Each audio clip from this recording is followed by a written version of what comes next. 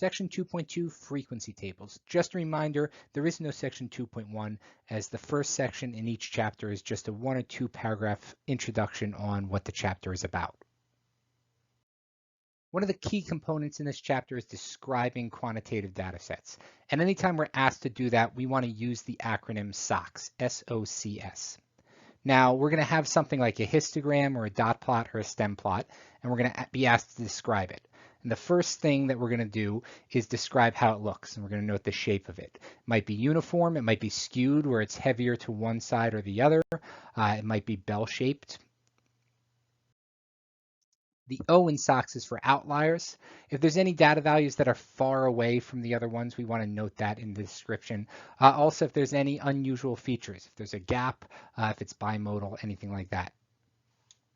The C is for center. We want to note what a typical value is. If the shape is bell-shaped, if it's unimodal and symmetric, this is easy to pick out. If it's skewed, it's sometimes a little more difficult. And lastly, the spread. This is telling us how much the data set varies amongst itself.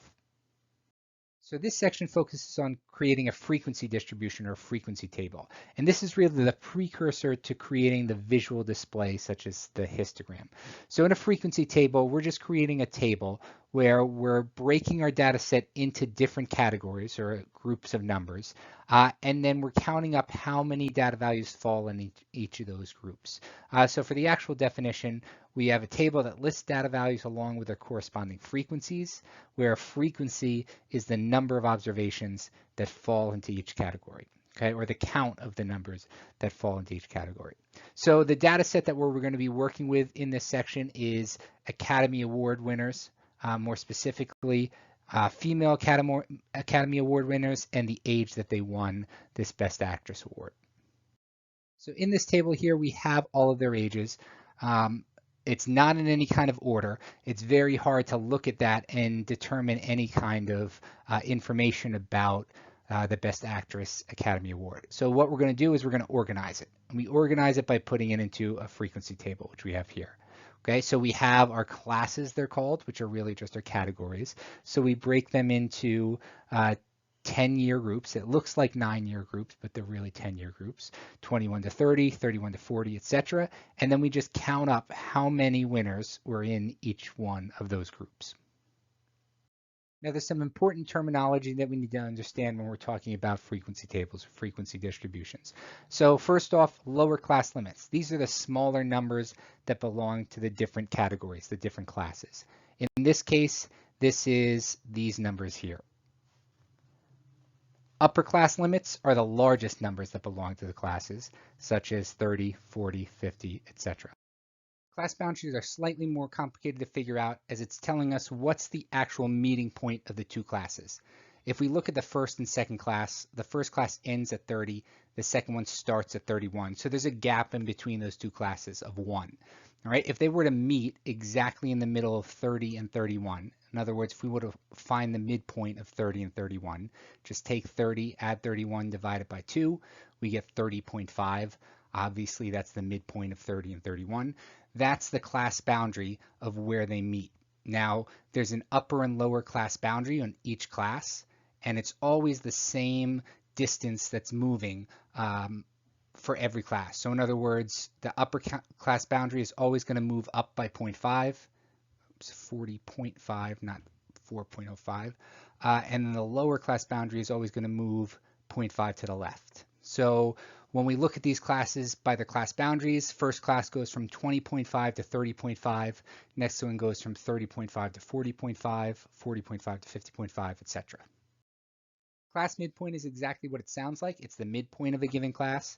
Looking at this first class, we want to find the midpoint of the class from 21 to 30.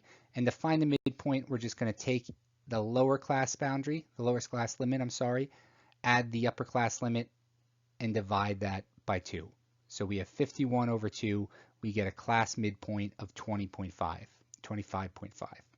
Okay, each class has its own midpoint, so the next class midpoint would be 35.5, then 45.5, etc.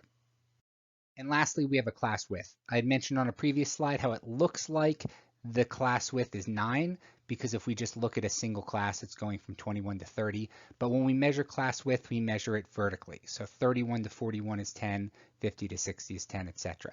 We saw that when we looked at the class boundaries. Class boundaries went from 20.5 to 30.5 for this first class. When we look at the midpoints, midpoint for this first class was 25.5. Next one was 35.5, 45.5, etc. Those are all 10 apart. Relative frequencies, anytime we put the word relative in front of frequency, we're talking about percentages. So we want to just take whatever frequency we have and divide it by the total number or the sum of all the frequencies. That'll give us a percentage of the data that exists in that class. When we're discussing a relative frequency distribution, it's the same as just a frequency distribution, except instead of talking about the counts of the data, we're talking about the percent of the data that's in each class. As an example, we have a frequency distribution showing cotinine measurements. Now, cotinine is a chemical in cigarettes, and we have data values from 40 different cigarette brands. So this is a frequency distribution. We just have counts of how many brands had cotinine measurements between 0 and 99, for example. And we want to switch it to a relative frequency distribution. So we want to take all these frequencies and add them up. And when we do that, we get 40. And to switch it to a relative frequency distribution, we're just going to take each of these frequencies and switch them to percentages. So for this, for example, we just take 11, we divide it by 40, switch it to a percentage, that turns to 28%. 28% of brands have cotinine levels between 0 and 99, and then we do the same thing for the rest of our classes. When we're talking about a cumulative frequency, the word cumulative means we want to take the sum of all frequencies. And in a cumulative distribution, we're just taking the sum of all classes up to including that point. And the class limits are going to be replaced with a less than to show that they include all of the data up to that point. So let's stick with that cotinine frequency distribution, and let's switch it to a cumulative frequency distribution. So we're going to take our classes and we're going to put less than in front of all our classes. So instead of 0 to 99, we're talking about all the values that are less than 100, then less than 200. Okay, and our frequencies change. So the first frequency stays the same. There's 11 values less than 99. But in the cumulative frequency distribution, this next number is going to change. Okay, the regular frequency distribution, there were 12 between 100 and 199, but now we're talking about all the values that are less than 200. So it's really everything that we've seen up to that point. And there were 23 values that are less than 200. Okay, so once we get to, say, this value right here, 38, it's everything we've seen in that frequency table up to that point, all the values that are less than 400. Lastly, a normal distribution or a normal curve. This is something that's going to come up over and over again throughout the entire course.